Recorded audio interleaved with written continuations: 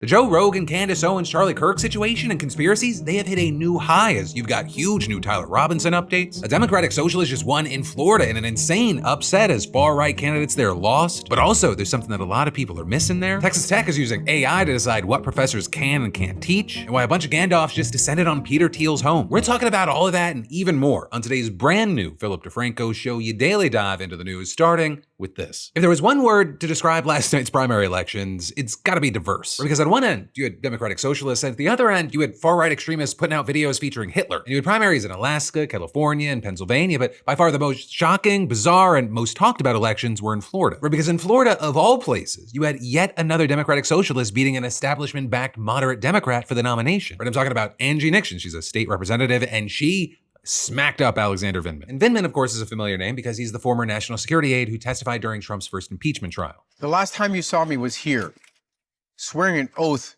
to tell the truth about a president who broke his. Right, and Vindman, he had the name recognition, he had the backing of the establishment of Chuck Schumer, and he also had a ton of money. He had over $16 million, which made Nixon's just under $1 million look like chump change. She couldn't even really afford to run a single TV ad, never mind any polls. And actually, there were no public surveys in this race, so really no one had any idea where the electorate was. Or rather, nobody except Vindman himself, because his campaign did run an internal poll, but he didn't spend any money attacking Nixon, so people figured, oh, she must not be a threat. And well, oh my God, if they thought that, they were so wrong. Nixon not only won by 12 points, she beat him in every major metropolitan area except West Palm Beach. She took her own county, Duval, and also Vindman's county, Broward, not to mention Miami-Dade. Now with this, I should note that Nixon is unique. The DSA actually didn't endorse her campaign, and she only joined the organization back in June. But as a state lawmaker for 3 terms, she's been known as a progressive firebrand. With her interrupting the state house with a bullhorn and then staging a sit-in at Ron DeSantis' office this year to protest his gerrymandered congressional map. I will not allow you to destroy our democracy.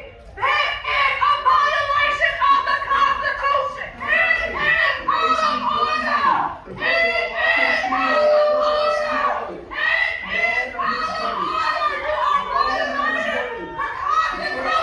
And then with her getting arrested and using the court case to boost her campaign. I shouldn't have been the one that got locked up. They should have been the ones that got locked up. Though we should also note that last night wasn't all good news for the further left in Florida, because you had DSA member Oliver Larkin and self-described socialist Elijah Manley losing their House primary races to Jared Moskowitz and Debbie Wasserman Schultz, both moderate pro-Israel Democrats. But also for a lot of people that were further left, Nixon's victory, it really overshadowed any other defeats. So overall, not so great night for progressive. Dog, what are you talking about? We're talking about 2 districts in the House for 458 seats versus the Democratic Senate seat. You understand that one senator is like infinitely more important than House of Representative seats, right? This is an out of control upset for the left insurgent candidate who did not get any national endorsements. But also, well, you have a lot of people that are thrilled with this outcome, and Vindman saying, you know, he's going to stand by Nixon's side to beat Ashley Moody. You're seeing more moderate Democrats not happy, with many of them arguing that this seat was already a long shot for whoever the nominee was going to be, given that it's Florida, where the Cook Political Report has consistently rated the race this year as a solid R. And so with a candidate like Nixon, who's on board with everything from Medicare for all to for-profit prison abolition to ending all aid to Israel, the fear is that she's going to be a layup for the Republicans. And with that, you're seeing conservatives already rolling out the talking points that you can expect to hear a lot over the next few months. Quote, I can't wait until Donald Trump is arrested and held accountable. So prisons are racist unless you're throwing the white man in them. That's what she's running on. Get whitey. Angie's a one-trick pony. At one of her little Zoom rallies, she booked a poet to call the state of Florida, you guessed it, racist. And actually, you had Nixon responding to those criticisms on NBC the other day. The president and Republicans have been very eager to paint the entire Democratic Party as communists and Marxists. Do you worry that those attacks could resonate in a place like Florida, especially considering all the Cuban American population there? Look, we can argue all day about people's labels, but at the end of the day, I care about the needs of people. And right now, people are suffering and they're hurting. At the end of the day, the people of Florida and this country, they want someone who's going to be open, honest, and transparent. And I'm that candidate. Also, another question that's up in the air right now is whether the Democratic Party is going to throw her the money that she's going to need to compete in the general. Because like I said, at least comparatively, she has very little cash on her own. And her opponent, right, the incumbent Senator Ashley Moody, she's sitting on more than $8 million right now. Angie Nixon, who will be my opponent in November, and her comrades want to destroy this country and everything that it is built on. So Ashley Moody can call it whatever she wants. But in November, she will call me senator. Yeah! And while you had Nixon's race definitely being the most surprising last night, it definitely was not the strangest, right? That prize possibly goes to Republican Representative Randy Fine, who's defending his House seat, because reportedly he was canvassing for his campaign when he knocked on a door and no one answered. But then the doorbell cam apparently caught him snooping through the homeowner's mailbox, with many perplexed, some speculating that he was looking for his opponent's flyers, others guessing that he was probably looking to see if his own campaign's mailers were there. One person even suggested that he was going around the neighborhood stealing people's HelloFresh. But whatever the case, and as weird as that was, he did end up winning his primary with Trump's complete and total endorsement. But also, that race is still worth talking about because it was, we'll call it special. On one side, there was Fine, who among other things has said, if they force us to choose, the choice between dogs and Muslims is not a difficult one, as well as Palestinian as a synonym for evil, and we need more Islamophobia, not less. It's interesting because Islamophobia means fear of Islam. And at this point, we have every reason to have that fear, and we need to not be afraid to say that. And then on the other side, you had Dan Bilzerian, a manosphere influencer, self-described sex addict and former gambler, who among other things has said, I believe that Jewish supremacy is the greatest threat to America. And I think it's the greatest threat to the world today. I truly believe that. How many do you think were killed in the Holocaust? I don't know, but I would bet my entire net worth that it was under 6 million. He also posted this AI-generated music video on Twitter that, I don't know how to prepare you for it. The fat Jew, oh, the fat Jew has got poison to sell. Should we revisit that Austrian painter's opinion? And I guess I should note for the listeners, the video there had Adolf Hitler wearing a painter's apron. And while it's true that Fine, he won the race by a huge margin, Bilzerian also got a decent chunk. He walked away with 19% of the final tally, which is actually more than any of the other three Republicans challenging Fine. And so even though he lost, you're seeing a lot of people out there that are concerned about the fact that he did as well as he did, especially among the younger people who are voting, with many wondering about the future of the GOP, or with people pointing to the popularity of figures like Tucker Carlson, Candace Owens, and Nick Fuentes among the under 35 demographic. Where you have people saying, in addition to people being critical of Netanyahu and what the Israeli government is doing, separately, you also have it showing that that's where polls show anti-Semitism has taken root the most. But then also there, you have many pointing out that it seems like the Republican answer to bigotry is then often just an alternative form of bigotry. Right? And there, you had people noting that when Bilzerian called him a fat Jew, Fine shot back by attacking his dual Armenian citizenship. Because we don't want this to take root in our party. We don't want Armenians to be able to serve in Congress. And all of this, it's led to places like Vox declaring, in a year full of ugly primaries across the country, this is without question the ugliest and most hateful. Though that's not to say that it claimed a monopoly on hate, right? All those Islamophobic comments that Fine made, that's kind of become routine fodder for the Republicans on Capitol Hill. You've got Tommy Tuberville saying Islam is not a religion, it's a cult. Nancy Mace said every single Muslim holding public office in America is a Trojan horse. Chip Roy said that there should be no more Muslims in Texas. And Andy Ogle said Muslims don't belong in American society. And so looking at the state of the Republican Party right now, it does seem like it's split between these kind of different factions where it's at risk of being oversimplified, but you have one group disavowing bigotry of any kind, another loving bigotry of all kinds, and then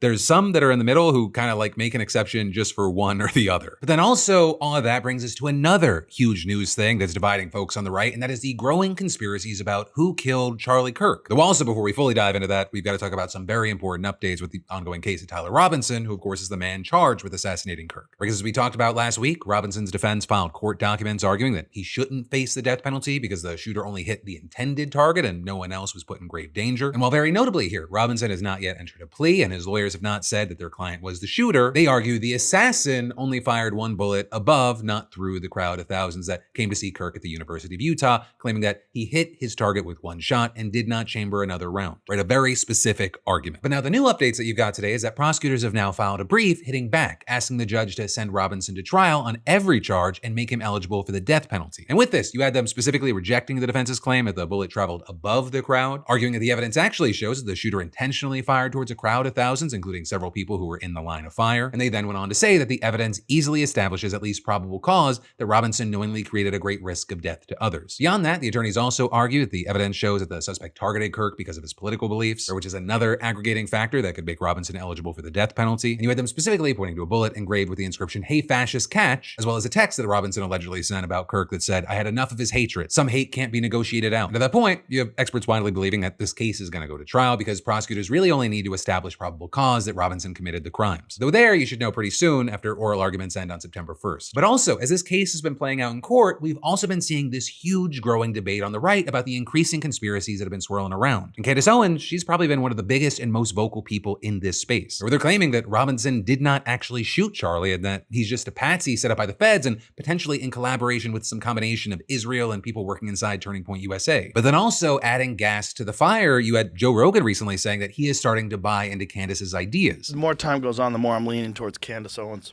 What? Wait, whoa. She's got some very interesting theories about it. I don't think any story that you hear in the news is accurate. I think there's always none or spin on it at least. There's always some spin. But the public so whatever believes the spin is about Tyler Robinson, there's some bullshit to it. I don't know how much of it is bullshit, but there's some bullshit. And one of the more recent bullshits is they found a photo that they were saying was Tyler Robinson, but then people noticed that because he's real thin, people noticed that the cars in the background, the proportions were distorted.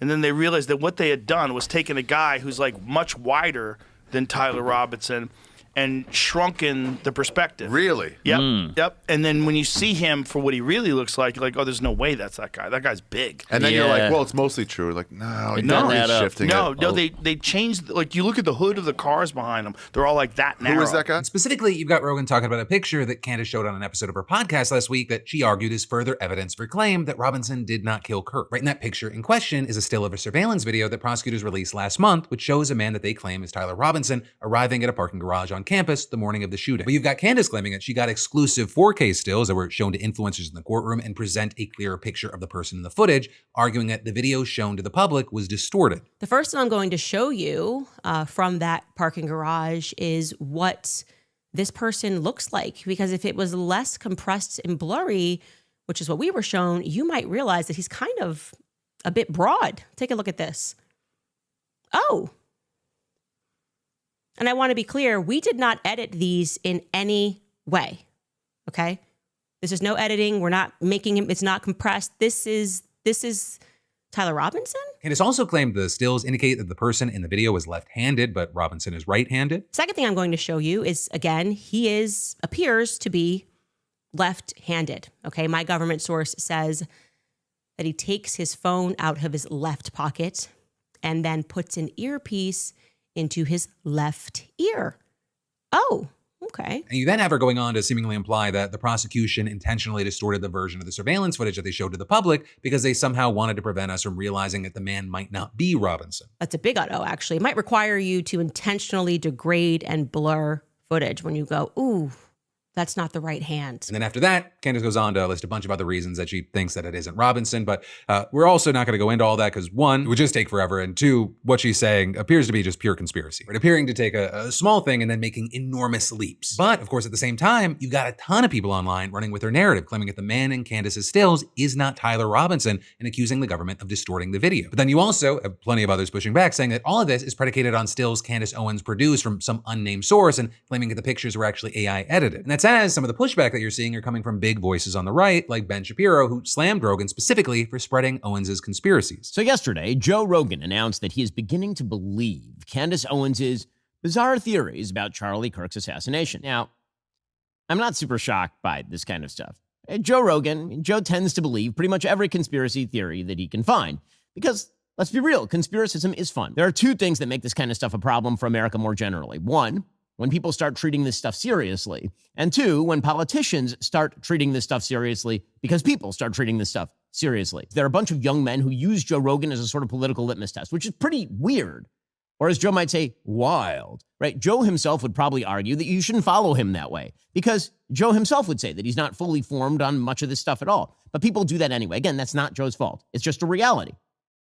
You know, it turns out that young men will follow pretty much anybody. The big problem is when our political leaders decide to follow this group, which takes us to the modern GOP. So, top members of the GOP, most prominently the vice president, think the path to victory, political victory, lies in winning over the Rogan bros. Right, and then you have Shapiro going on to turn this into a much broader analysis on the direction of the Republican Party as a whole, right, which just further emphasizes how these divisions have developed and evolved on the right. And then we got to talk about these crazy situations going down at Harvard and Texas Tech, but first, A quick word from our sponsor. What makes a phone plan actually worth paying for? For me, it's good coverage, enough data, and ideally a price that doesn't feel ridiculous. And today's sponsor, Mint Mobile, it checks those boxes without making wireless unnecessarily complicated. And switching's so easy, it's all online, so you can skip the whole store, the appointment, the whole why is this taking 45 minutes experience. You can bring your unlocked phone, keep your number, sign up from home, and activate with eSIM in minutes. And actually, right now, Mint Mobile's summer promo, it gets new customers 3, 6, or 12 months of premium wireless for $15 a month. Any plan, even unlimited. If you're worried saving money means sacrificing coverage, Mint Mobile operates on the nation's largest 5G network, reaching 98% of Americans, with 4G LTE reaching 99%. Choose between 6, 17, 23 gigabytes or unlimited, so you can pick what actually makes sense for how you use your phone. Also, every plan includes unlimited talk and text, hotspot, plus free calling to Mexico, Canada, and the UK. And hey, if switching still makes you nervous, every plan comes with a 7-day unconditional money-back guarantee. So stop overpaying for wireless just because that's how it's always been. Switch to Mint and get 3, 6, or 12 months of premium wireless for $15 a month. That's any plan, even unlimited. Just scan that QR code or go to mintmobile.com/DeFranco. But then diving right back into the news, we've got to talk about how this guy stole human body parts donated to Harvard for medical research, and now you've got the university paying tens of millions of dollars to settle a class action lawsuit about it. Because this is Cedric Lodge, and he used to manage the morgue at Harvard Medical School. And part of his job was looking at the donations submitted through the university's anatomical gift program, which allows people to donate their bodies for medical students' education, and then after the studies are done, their remains are cremated. Except, turns out he was fired in 2023 because instead of looking after those body parts, he was stealing them and then selling them on the black market. In fact, for nearly 5 years, starting in 2018, my man Cedric, actually I don't want to say my man Cedric, that man Cedric would allegedly take body parts home with him, including bones, skin, brains, and even entire heads. And he would prosecutors saying that he took the remains without the knowledge or permission of his employer, the donor, or the donor's family, which I fucking hope so. Or the more people that knew about this, the worse it sounds. But also, on that note, he would then, working with his wife Denise, ship them out to buyers in other states. And it seemed really across the Northeast, Massachusetts, New Hampshire, and Pennsylvania. And they were bringing in some nice money. They'll also say, I thought it would be more, right? I'd imagine that if you were gonna do something horrendous and disgusting and illegal, you're putting yourself at risk,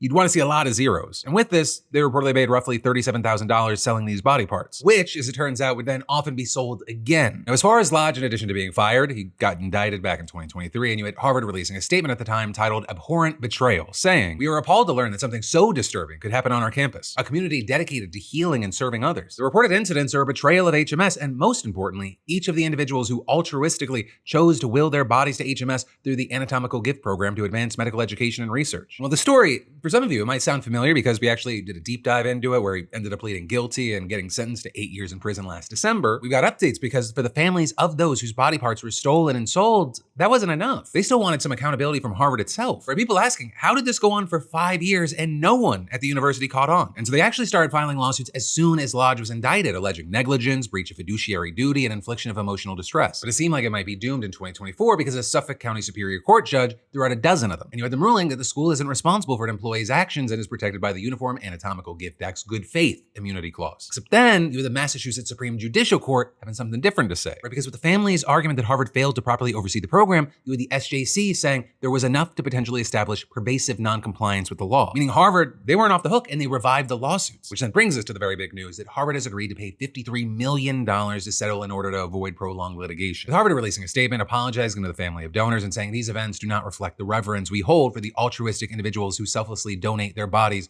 to our program. So that money is going to get split up. And then actually beyond the money, there's actually a scholarship with Harvard saying that they're planning on setting up an annual scholarship to honor the anatomical donors. But then actually jumping from one crazy college story to another, you now have the New York Times reporting that Texas Tech is actively using AI to get rid of left-leaning content in their curriculums. Right, so no more books or other materials that address evil, scary, Republican boogeyman topics like sexual orientation, gender identity, stuff like that. And reportedly, you had the faculty being first told about this at a meeting last spring where they were given AI-authored reports that basically outlined everything they're not allowed to teach anymore. Right, and that was met with a lot of confusion, a lot of frustration, and you had one professor calling the document AI slop. And while of course on this show, we've talked about schools giving in to pressure from the Trump administration and changing their policies and content that they teach, using AI to make curriculums more conservative, that is a new messy layer to this whole higher education crisis. And this Texas Tech AI-assisted censorship, it's not just going to affect what a number of conservatives might call out there super woke content. Or you've got Texas Tech historian Jacob Bell saying he doesn't know how he's supposed to discuss Joan of Arc, who was burned at the stake for a few reasons, but partially for cross-dressing. And then you've got a French studies professor worried about her Holocaust and literature course because it mentions that gay and bisexual men were also targets of the Nazis. Where they're telling the Times now the Holocaust becomes an elective. And so you have the situation where professors, they have no choice but to pretend like parts of history just don't exist because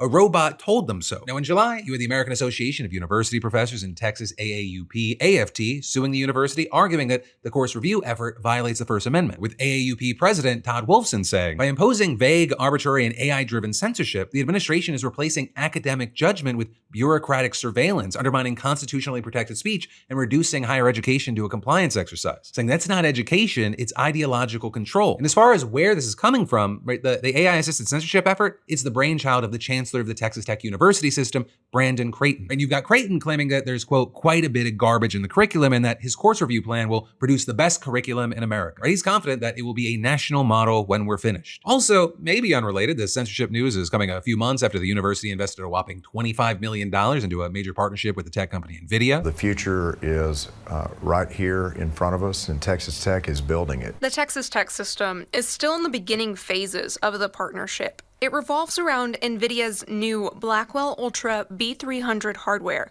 a chip to power supercomputers. So yeah, they're building a massive AI factory right on the main campus. And they're actually the first R1 top-tier research institution public university in the country to own and operate a system built for agentic AI. And so the students there are expected to have this new kind of college experience. Now, as far as the reaction to the censorship news as it's been spreading, those have varied. Where you had one student group starting a petition to kick Creighton out, saying that he's unfit to serve, with that petition receiving 1,600 signatures in less than 48 hours. But then you also had conservative students, like the ones who participate in the Texas Tech chapter at Turning Point USA, all for Creighton and his new censorship method. And specifically, you had Preston Parsons, the local chapter president of TPUSA, saying, Mr. Creighton is bringing ideological balance to a sector that is overwhelmingly liberal. He asked, is it necessarily a bad thing that we have universities that sit a little different on different issues? And there you have Parsons referencing that long-standing debate about colleges being too woke and creating a culture that caters to progressive students. A subject that if you've ever taken a peek at pretty much any right-wing content, far-right pundits are endlessly vocal about it. The reality is that success in American life should not be reliant on receiving a credential from a top university where basically you learn to speak woke,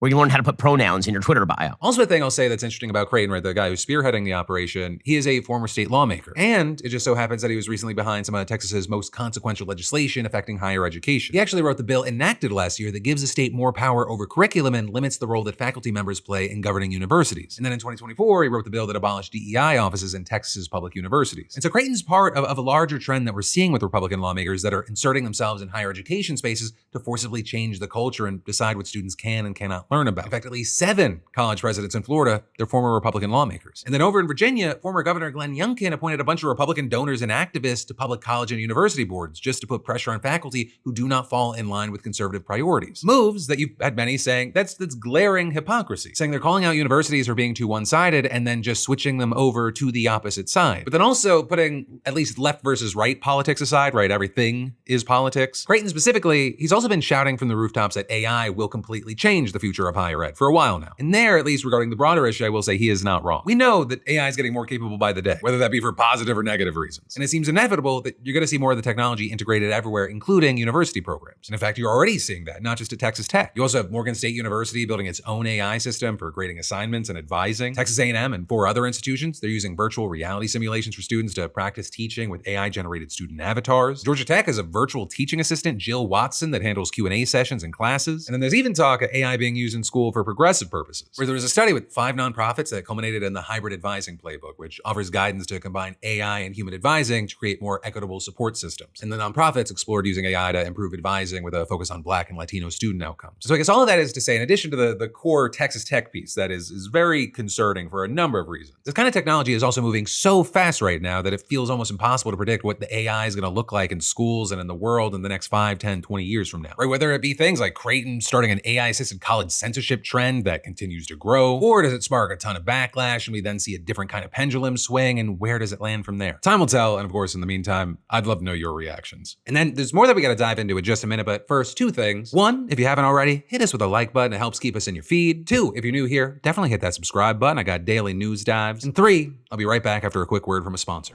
Here's a mildly terrifying question. Are you building the career you want, or just getting better at the job you already have? Right? Because it's easy to spend all day answering emails, finishing projects, and putting out fires, and then realize you haven't stopped to ask, what am I working toward? And that's where today's sponsor, Strawberry.me, can help. Strawberry.me connects you with a real career coach who helps you figure out your next move and create a plan to make it happen. And one of the hardest things about your career is being objective when you're living it every day. You might not realize you're ready for a bigger role, that your skills could transfer somewhere else, or that there are opportunities that you haven't even considered. But a career coach gives you an outside perspective, asks the right right questions and helps turn vague goals into next steps. And whether you're looking for a promotion, negotiating a raise, switching careers, or just figuring out what's next, having a professional in your corner can make a huge difference. And it's not about someone telling you what to do, it's about having someone help you make better, more confident decisions. Hey, make the move and scan that QR code or go to strawberry.me/DeFranco to get 50% off your first session. That's strawberry.me/DeFranco, because sometimes moving forward starts with figuring out where you actually want to go. And then diving right back in, let's cram in some more news you need to know for your final block. Starting with news that feels like a Mad Lib, a group of Gandalfs just staged a protest at Peter Thiel's home in Buenos Aires. Right? And they committed to the bit with wizard hats, fake beards, and a sign saying, "You shall not pass." And online, you've had them both called Citizens Gandalf and Gandalfs of the South. And while it seems like they haven't spoken out about the protest or what led to it yet, people are connecting it to Thiel's growing financial interests in Argentina. Thiel's one of the richest people in the world, partly because he's the co-founder of one of the biggest Big Brother companies out there right now, Palantir. And so that also then gives you an idea why the protesters came in Gandalf costumes, because the name Palantir comes from the Seeing Stones in Lord of the Rings. And if you haven't seen it yet, which, how dare you, long story short, the bad guy uses them to see and manipulate people from far away. And Gandalf's the good guy trying to stop all that. You get it or you don't. I'm not gonna explain nerd stuff to non-nerds. But with all that, Thiel also recently made a $76 million investment into Vista Energy, which is an oil company operating in Argentina. And you've got people saying that he's also been cuddling up to their right-wing president as well. And it appears that he started planting roots there after realizing how much they had in common. With the Times noting that they both have an aversion to taxes, socialism, and wokeness. And so while right now we don't know the protesters' specific motives yet, you've got reports noting that this could all be to set the tone around what we'll see if more wealthy tech bros start taking all their money and influence to Argentina. But then from Argentina, we jump back to the United States for news because you have Minnesota AG Keith Ellison suing Texas Governor Greg Abbott to get custody of a former ICE agent before he escapes across the border. Potentially. Because this guy, Christian Castro, was working for ICE in Minneapolis back in January when he apparently shot a man in the leg after claiming it. This guy and someone that he was with tried to assault him and the other officers. But then, when footage from that night eventually came out, we found out that he and the other officers were lying under oath. So by May, he was behind bars in Texas, and he's been there ever since. And so you've had Minnesota officials requesting extradition paperwork for him, worried that when he gets released next week, that he could escape across the border before they get a hold of him. But that, as Governor Abbott, hasn't budged because he's waiting on Minnesota to, quote, step up and address their fraud problem, which has also been a big narrative and push from the Trump administration. And you have Abbott saying that he'll ignore their request, quote, until they do what's right and acknowledge their fault in the fraud that took place and the fraud they committed. Minnesota officials saying that a refusal like this is extremely rare, if not unprecedented, and adding that this is not supposed to be controversial. And all of that as you have it looking like the only thing that's actually keeping Castro in jail right now, or while all of this plays out, is that their lawsuit includes a restraining order to keep the Cameron County Sheriff's Office from letting him go. But if that doesn't work out in their favor, who knows where the situation goes. And last up today, and actually some positive news, or potentially positive news, it looks like we just made a huge step forward in cancer research. Because in a late stage trial with a little over 1,000 melanoma patients, researchers found something that could help keep it from coming back or spreading to different parts of the body. But they found that by pairing an experimental vaccine from Moderna with an immunotherapy drug called Keytruda, which is made by Merck, they could essentially use the cancer's DNA against itself. And so the mRNA vaccine is called intismeran. And the process to make it takes about 6 weeks. They make what are called neoantigens based on the genetics of the tumor for each specific patient. And those essentially teach the immune system how to attack the cancer. So you can think of it as a personalized cancer vaccine. And then, once the immune system knows what to attack, Keytruda helps to keep the cancer from blocking its response, allowing it to do its job more effectively. They're basically double teaming the cancer from two different angles. So you've got reports describing this as a first step towards transforming cancer care with treatments that are individualized to a person's tumor and that may ultimately be able to stay ahead of it as it changes. And you actually have cancer experts saying that this might be able to be used in other types of cancer as well. So a lot of doctors are ecstatic, saying that people in the cancer research and treatment community, this is what they've been waiting for. But that, my friends, you beautiful bastards, is the end of your Wednesday show. So I've got 2 pieces of housekeeping before you can go out there and touch grass again. 1, if you're not completely filled in, you should definitely check out today's brand new episode of Crashing Out. We just released another podcast episode. And then 2, whether you're watching or listening to us or not, you should then go to crashingouttour.com and get tickets to see us live. We're actually going to be in Seattle and Portland this Friday and Saturday. Then next week, we're going to be in Boston and Philadelphia, seeing all you beautiful faces. And we've got 8 more cities and dates from there. You should check it out. But whether you made the smartest decision you've made in a while or not, thank you for watching. I love yo faces, and I'll see you right back here tomorrow.